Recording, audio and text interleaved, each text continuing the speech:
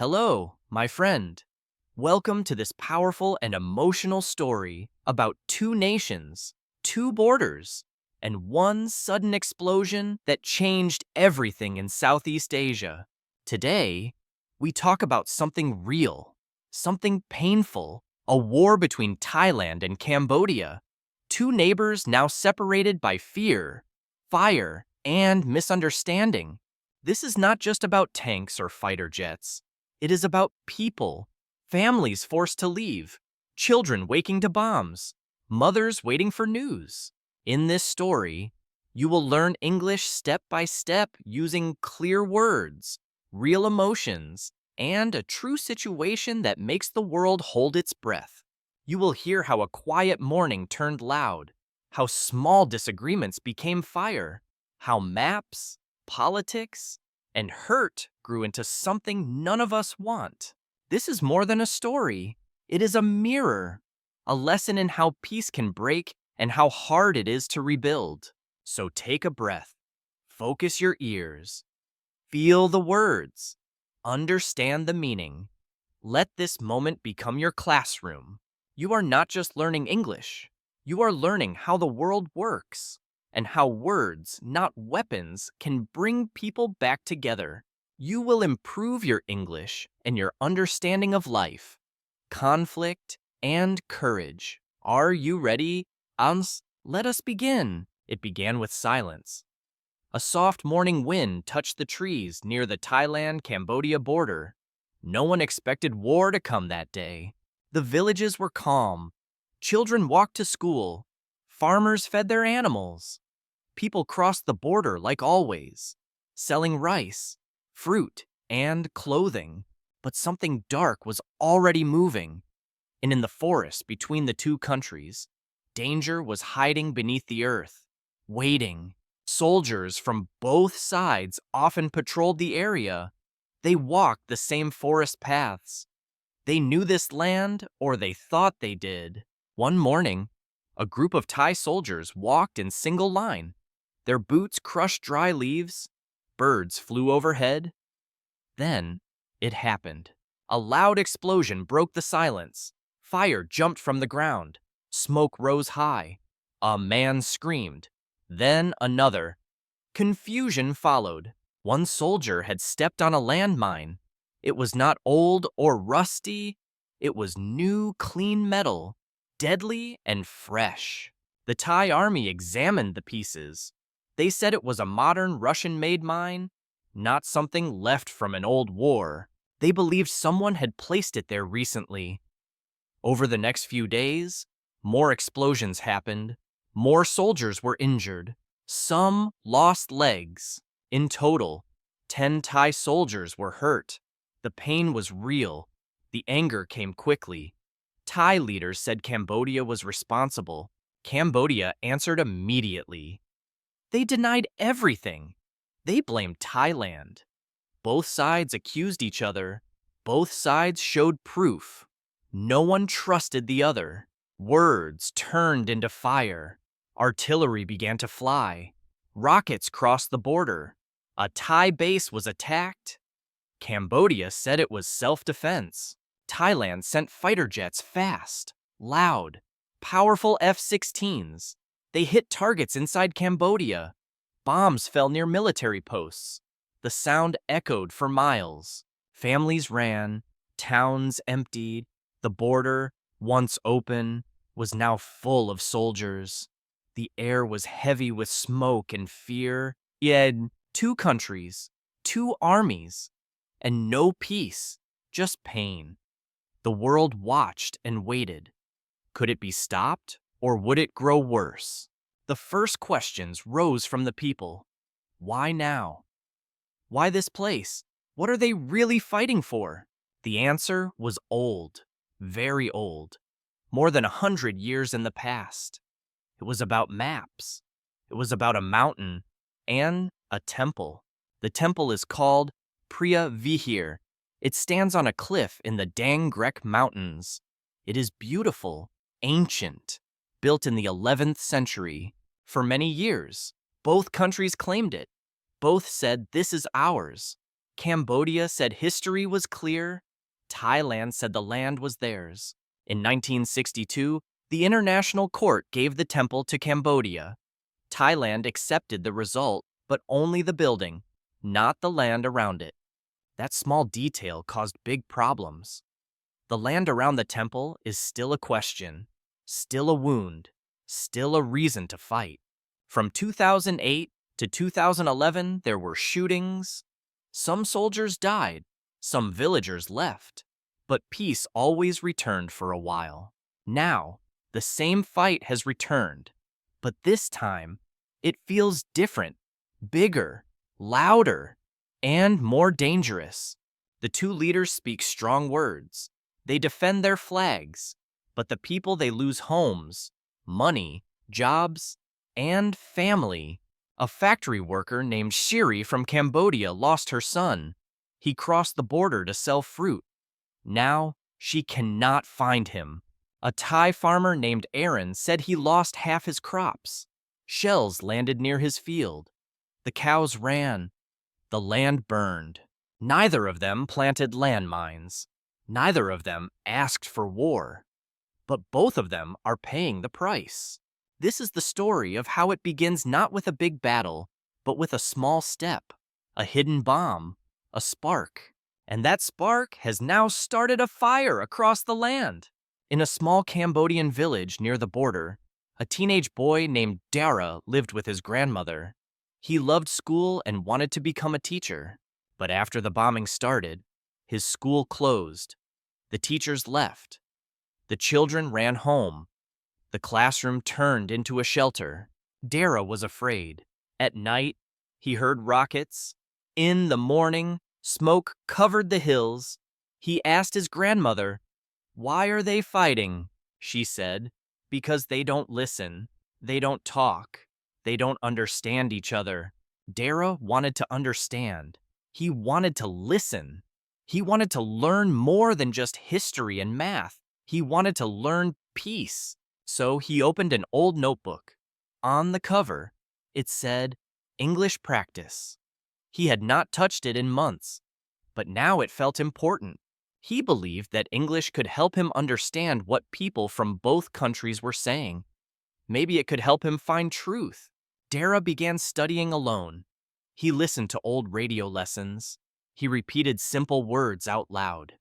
His voice was soft, but it grew stronger. He used self-talk, speaking English to himself. He looked at a tree and said, "This is a tree. The tree is tall and green." He looked at his home and said, "This is my house. It is small. It is made of wood." He described his world in English. At first, it was hard. He made many mistakes. He could not remember all the words. He forgot simple verbs. He laughed at himself. But he did not stop. He tried again. Every day, he practiced. He wrote the new words on paper and said them aloud 3 times. Then, he recorded his voice on an old phone. He listened to it and corrected the mistakes. He was shy, but curious. Meanwhile, across the border, a girl named Molly in Thailand was doing something similar.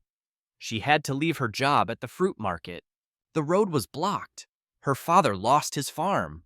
Her brother was sent to the army. She felt alone, sad, and angry. But Molly remembered her favorite YouTube channel. It was for learning English through stories. She opened it again and listened with new ears. She said the words out loud. She followed the speaker.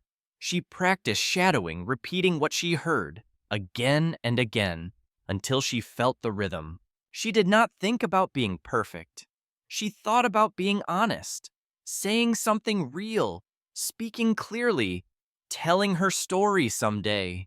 Dara and Molly never met, but they were doing the same thing, using English not for travel or money, but to stay strong during chaos. Dara learned how to say, "I don't want war." Molly learned to say, "We are just people. We want peace. We want a future." Both of them wrote these sentences in their notebooks. They read them every morning. It was their quiet resistance, their hope in words. In the middle of bombs, words became powerful. While others shouted in anger, they whispered in English. And slowly, their voices grew louder. One afternoon, Dara heard a strange sound in the sky. It was not a bird. It was louder. It moved fast and shook the air. He looked up and saw a fighter jet. It flew low over the trees, leaving a trail of smoke. Everyone ran, but Dara stayed. He took out his notebook. He opened to a blank page. He wrote, "Today, I saw a plane. It was loud. I felt afraid." Then, under it, he wrote, "I want to live in peace. I want to go back to school. I want to be a teacher." He read those lines out loud, slowly, like a prayer. Then he whispered them again this time, recording them into his phone. Molly, in Thailand, was watching YouTube again. She heard a story about a boy in Cambodia who learned English during the war. The story felt familiar. She left a comment in English, "I am Thai. I do not hate. I want peace too. Can we talk?" Dara saw the comment. He read it many times. His heart beat fast. He replied, "Yes, we can talk. I am from Cambodia. I am learning English too." That one reply started something small but powerful. They began to write to each other simple English, short messages, full of meaning. "I have 2 cows," Dara wrote. "Now only one." Rocket noise made them run. "I sell fruit," Molly replied. "But now the road is closed. We have no money." They did not talk politics. They talked about food, about fear, about little Joy's mango trees, old songs, learning verbs, and missing friends. Every day, they sent short voice messages to each other. Dara said today, "I learned past tense. I walked. I studied. I believed." Molly replied, "Today, I helped my father. He is sick. I cleaned the house. I want to speak better English so I can tell stories." They corrected each other gently. They repeated each other's words. They became teachers, not enemies. One day, Molly asked, "Can I hear you say this? Peace is better than pride." Dara recorded it. He said it slowly, clearly, with feeling. Then Dara asked, "Can you say this? I don't want my government to fight yours." Molly did. Her voice shook, but she finished. Their English was not perfect, but it was honest, and that was enough. Enough to understand, enough to connect, enough to change something. People around them saw it. Molly's little sister asked to learn English too. Dara's neighbor gave him a new notebook, saying, "For your words." Even as the bombs fell, these 2 voices rose quiet but strong. A new kind of language was growing, made not of politics, but of hope. In a world full of shouting, 2 young learners chose listening. In a war full of fire, they planted seeds of understanding. And it all started with simple English and a message, "Can we talk?" One night, Dara's village was hit.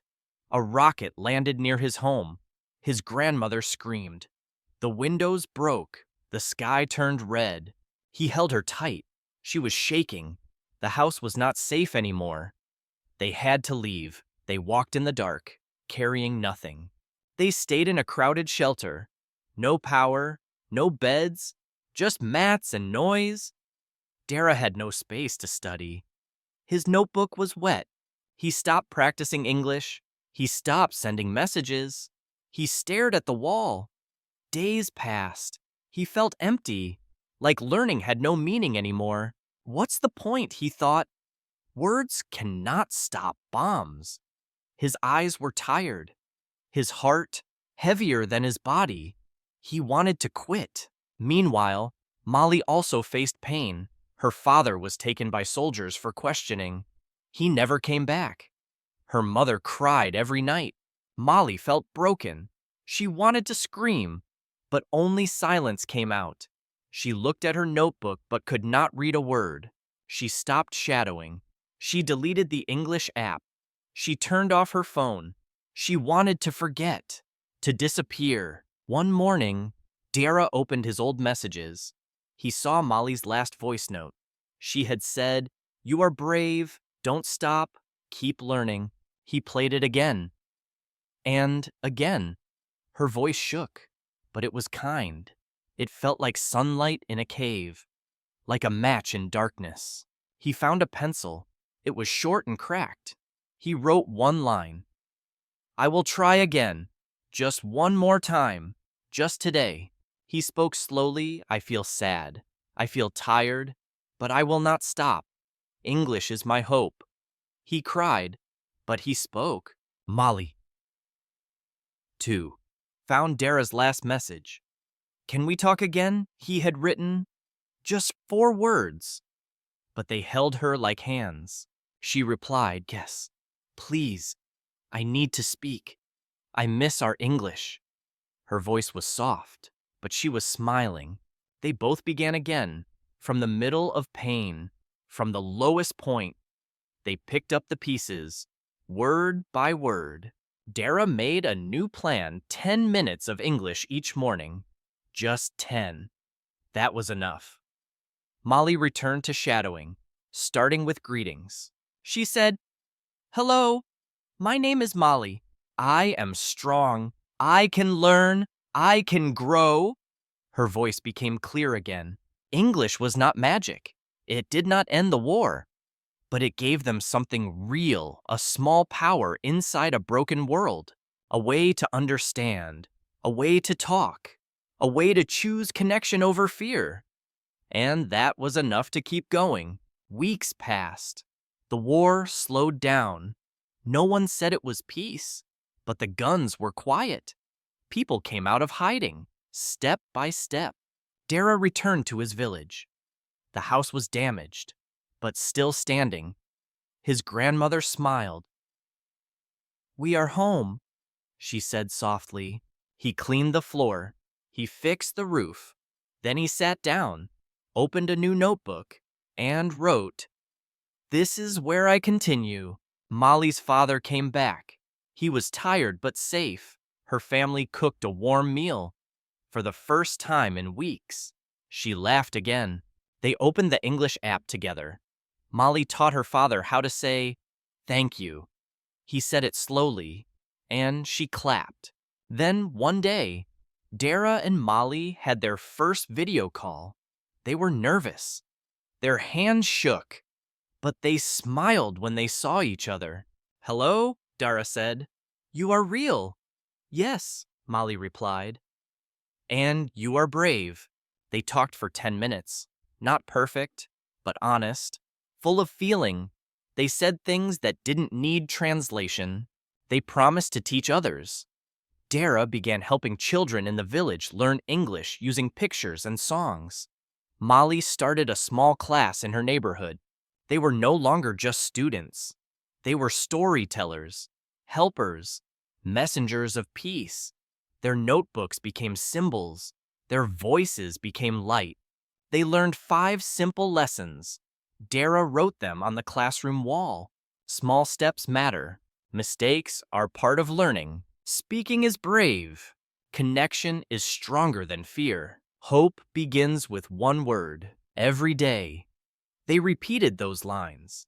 Every day, more people joined. Young, old, rich, poor. Everyone needed words more than weapons. In a place once divided by borders, 2 young learners showed a new path, not with perfect grammar, but with perfect heart. And you, listener, are part of this story now. You are reading this in English. You are learning. You are growing. So here is your moment, your page, your voice. This your turn? Start today.